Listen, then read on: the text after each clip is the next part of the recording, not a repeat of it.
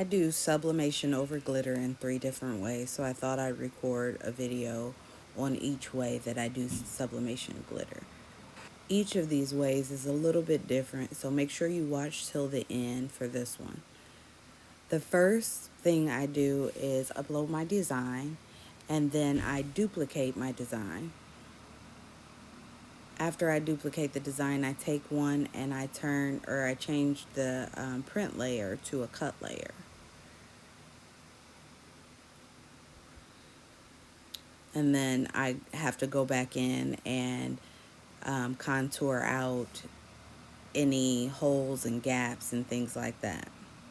I contour these things out because I don't want my Cricut cutting these into the vinyl, because we're doing an overlay with sublimation.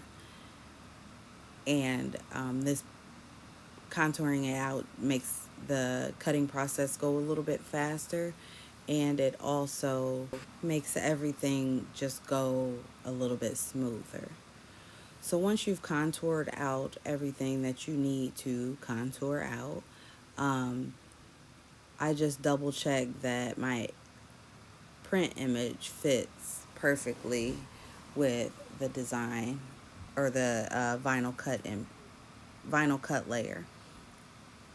And then for this image, I am going to remove the wording from the print layer. And to do that, I select a square, position my square into a rectangle actually over the wording, and then select both of those 2 layers and click slice. Now that removed the lettering from that cut image. I only need that cut out in the vinyl. And then you just print. You're going to send the print layer to your printer and allow it to print out, and then you're going to cut your vinyl layer.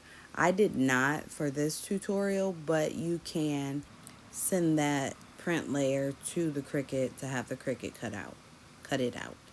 And when I'm using my Cricut print then cut to print out sublimation, I make sure to leave the bleed on, and I also open the system dialog box.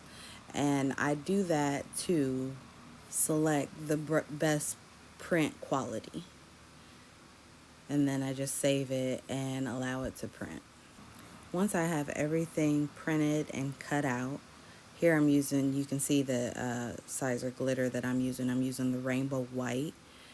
But once you have printed and cut everything out, or once I have printed and cut everything out, I want to use the bleed to my advantage. And if you use the Cricut to cut it, it kind of cuts that little bleed area off.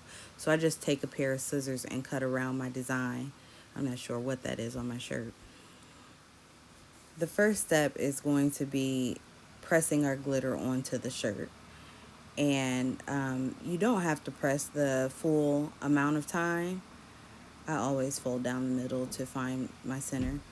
But you don't have to press the full amount of time. You just need to press that on enough to be able to get the transfer tape off the glitter and for it to stick to the shirt. Now after you've gotten your glitter all pressed on, the hard part is, because we didn't have the pieces cut out, is evenly placing our print layer over the glitter. And you're going to have to play around with it a little bit depending on which paper you use. Some of the papers you can kind of see through to where your design is, and I just do a combination of folding and checking the edges until I have it placed in the correct spot. Once I have it placed exactly where I want it, I go ahead and tape everything down so that I don't have to worry about it moving or shifting. Place a Teflon sheet over the lettering because I don't want it scorch to the bottom of my easy press. And then I press at 385 for 45 seconds. Now very carefully, because you can see the smoke coming off of it because it's very hot, remove your transfer sheet, and that's it. Allow it to cool and it's ready to wear.